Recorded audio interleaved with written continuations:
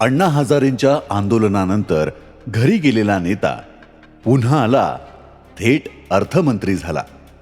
संघाचे स्वयंसेवक ते मंत्री असा राजकीय प्रवास राहिलेल्या ज्येष्ठ भाजप नेते, महाराष्ट्राचे माजी अर्थमंत्री आणि गोंदिया जिल्हा निर्मितीचे शिल्पकार महादेवराव शिवणकर यांची राजकीय कारकीर्द संघर्ष, समर्पण आणि दूरदृष्टीने गाजलेली अशीच राहिली आहे.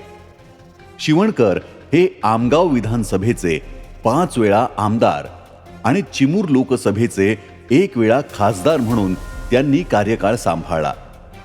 यासह 1995 साली राज्यात पहिल्यांदा शिवसेना भाजप युतीचे सरकार आल्यानंतर मुख्यमंत्री मनोहर जोशी यांच्या सरकारमध्ये सिंचन आणि अर्थमंत्री म्हणून धुरा सांभाळली. ज्येष्ठ समाजसेवक अण्णा हजारे यांच्या भ्रष्टाचार विरोधी आंदोलनाचा एकेकाळी प्रचंड दबदबा होता. भले भले नेते आणि उद्योगपती अण्णा आंदोलनाला बसले की दचकायचे. त्यांच्या या आंदोलनामुळे महाराष्ट्राच्या राजकारणात 1995 ते 1997 या काळात जवळपास अर्धा डझन मंत्र्यांना घरी जावं लागलं होतं. यातच होते महादेवराव शिवणकर. पण काही दिवसातच शिवणकरांचं मंत्रिमंडळात दमदार पुनरागमन झालं. शिवाय अर्थमंत्री पदावर नियुक्ती झाली. शिवणकरांच्या पुनरागमनामागे होते दिवंगत नेते गोपीनाथ मुंडे. नेमके कोण होते महादेवराव शिवणकर आणि आरोप होऊनही त्यांचे पुनरागमन का झाले? काय राजकारण होतं?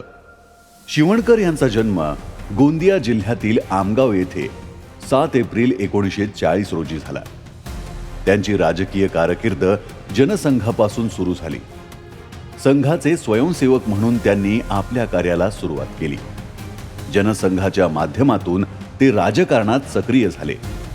1970च्या दशकात काँग्रेसचा प्रभाव असताना त्यांनी जनसंघ आणि त्यानंतर भाजप पक्षाची धुरा खांद्यावर घेतली. त्यांनी त्या काळात पूर्व विदर्भात पक्षाची पाळेमुळे रुजवली.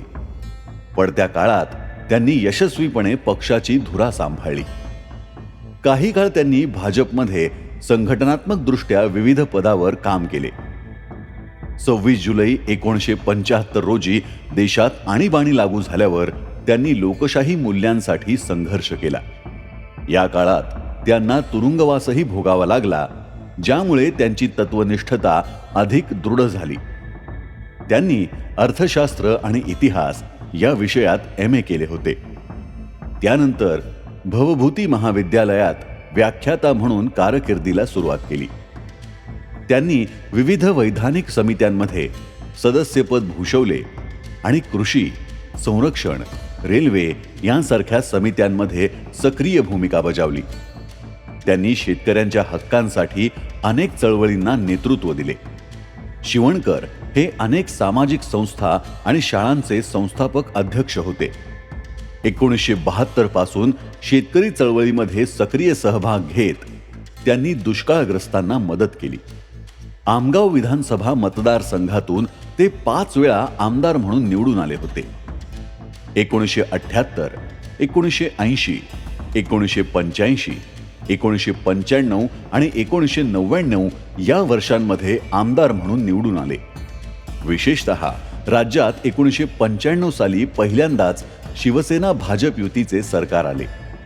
त्यावेळी मुख्यमंत्री मनोहर जोशी यांच्या सरकारमध्ये सिंचन मंत्री म्हणून देखील त्यांनी काम पाहिले होते.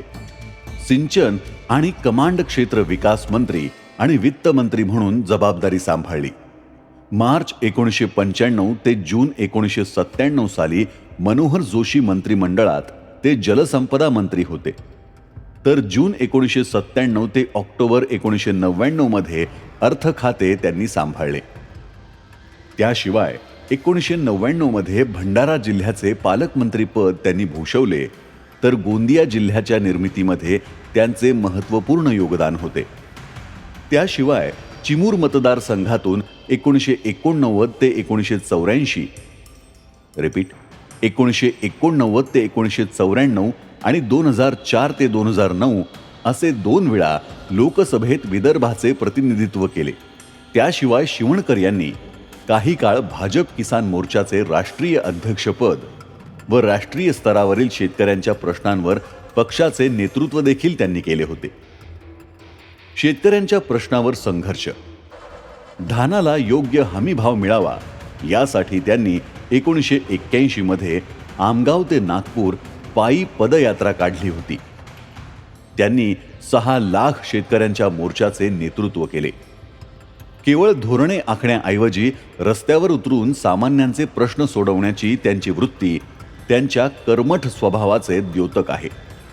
त्याशिवाय राष्ट्रसंत तुकडोजी महाराजांना भारतरत्न देण्याची मागणी संसदेत सर्वप्रथम त्यांनीच केली. त्यांची ही कृती सामाजिक आणि सांस्कृतिक मूल्यांबद्दलची बांधिलकी दर्शवते.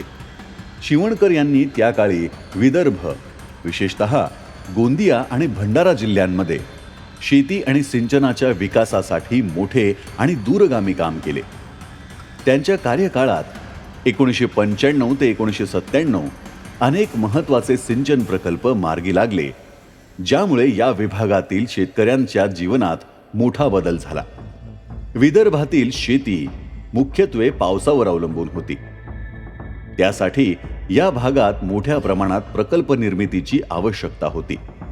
त्यांनी याबाबत मंत्री असताना केलेल्या कामामुळे शेतकऱ्यांना पाणी मिळाले आणि कृषी उत्पन्नात वाढ होऊन परिसराच्या आर्थिक विकासाला हातभारही लागला. जलसंपदा मंत्री म्हणून शिवणकर यांच्या प्रयत्नांमुळे राज्यात अनेक जलसिंचन प्रकल्प साकारले. कलपाथरी गोंदिया जिल्ह्यातील हा महत्वाकांक्षी मध्यम प्रकल्पही शिवणकर यांच्या दूरदृष्टीमुळे मार्गी लागला.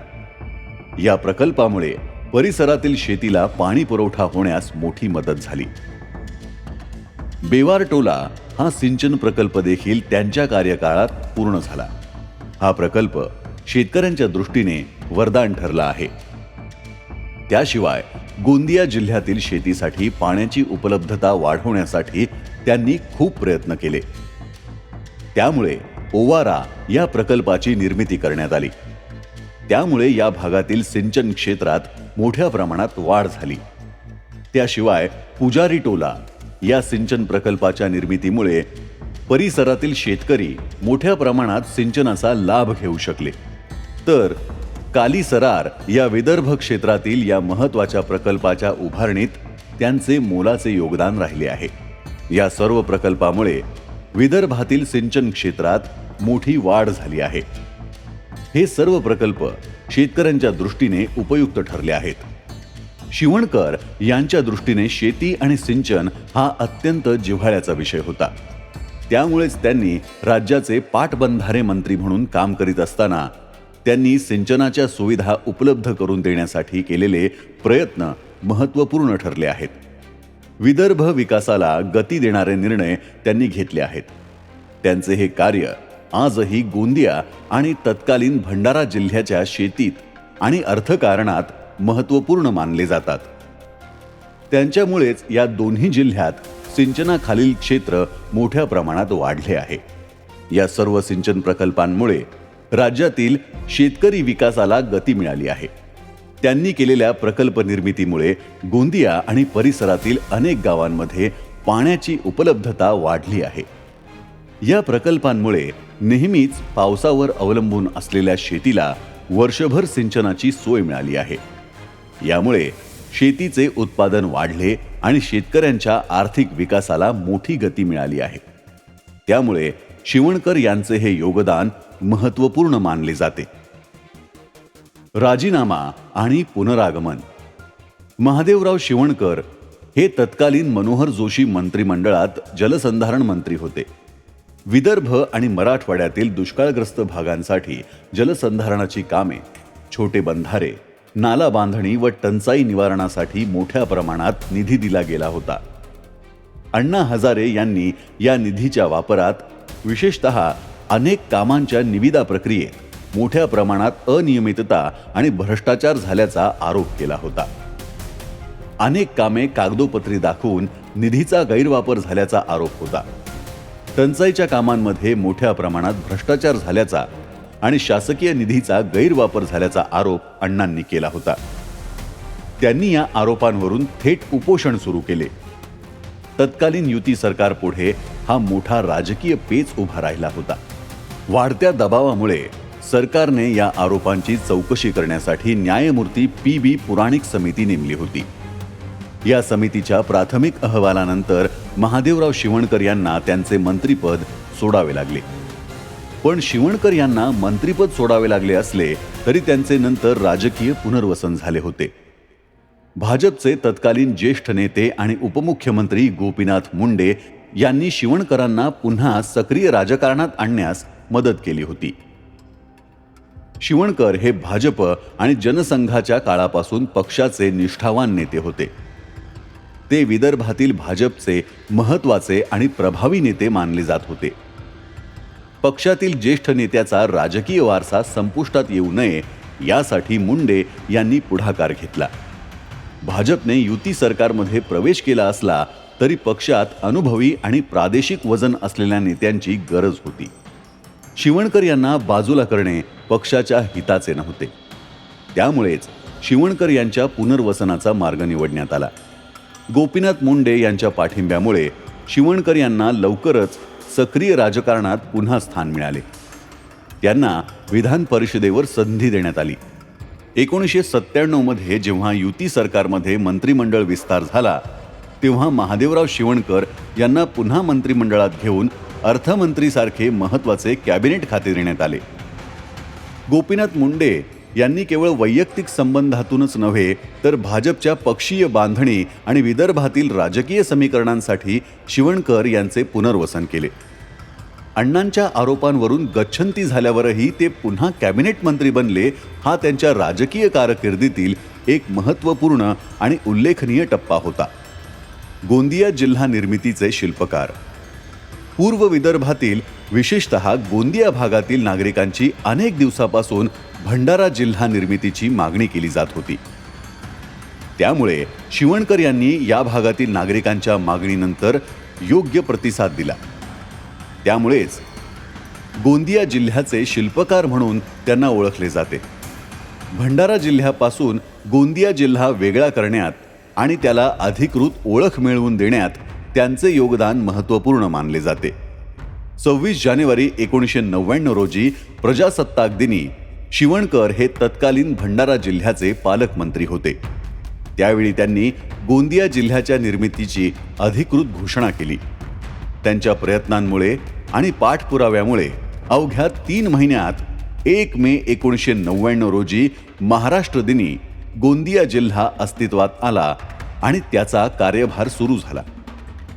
गोंदिया जिल्हा निर्मितीनंतर त्यांनी गोंदियाच्या विकासासाठी विमानतळाला महत्त्व दिले होते. गोंदिया अनेक मोठ्या शहरांना मागे टाकू शकतो अशी त्यांची दूरदृष्टी होती. त्याचा फायदा खऱ्या अर्थाने सर्वांना झाला. त्यांच्या या कार्यामुळे गोंदिया जिल्ह्याच्या विकासाला दिशा मिळाली. या जिल्हा निर्मितीचे सर्व श्रेय शिवणकर यांना जाते. त्यामुळे त्यांना गोंदिया जिल्हा निर्मितीचे शिल्पकार मानले जाते. त्यासोबतच राज्यातील युती सरकारच्या कारकिर्दीत पालकमंत्री म्हणून त्यांनी निर्णायक भूमिका घेतली. विशेषतः त्यांनी भंडारा जिल्ह्याचे पालकमंत्री असताना शिवणकर यांनी स्थानिक जनतेची मागणी आणि प्रशासकीय सोयींचा विचार करून हा महत्त्वाचा निर्णय घेतला आणि तो तत्काळ मार्गी देखील लावला होता. त्यासोबतच जिल्ह्यातील विकासाला गती देण्यासाठी ते सदैव प्रयत्नशील होते. गोंदिया जिल्हा स्वतंत्र झाल्यामुळे नक्षलग्रस्त आणि मागास भागाकडे विशेष लक्ष देणे शक्य झाले. त्याशिवाय त्यांच्या मंत्रिपदाच्या कारकिर्दीत जिल्ह्यातील अनेक प्रशासकीय केंद्र जवळ आल्याने विकासाच्या योजना प्रभावीपणे राज्य सरकारला राबवता आल्या. त्याशिवाय त्यांच्या मंत्रिपदाच्या कारकिर्दीत नक्षलग्रस्त भागाच्या विकासावरही त्यांनी त्याकाळी विशेष भर दिला. त्याशिवाय नक्षलग्रस्त भागाचा कायापालट व्हावा आणि तिथे विकास व्हावा यासाठी त्यांची विशेष तळमळ होती. साहित्य लेखन. राजकीय आणि सामाजिक कार्यासोबतच त्यांना लेखनाची देखील विशेष आवड होती. त्यांनी गजाआड, भारतीय आर्थिक स्थिती, विदर्भ झालाच पाहिजे, केनिया सफारी यांसारखे काही ग्रंथ लिहिले आहेत. त्यासोबतच शेतकऱ्यांच्या विविध समस्यांवर 100हून अधिक लेख प्रकाशित झाले आहेत. या सर्व कामांमुळे त्यांची ओळख एक कर्मठ नेता आणि दूरदृष्टीचे लोकप्रतिनिधी म्हणून झाली होती.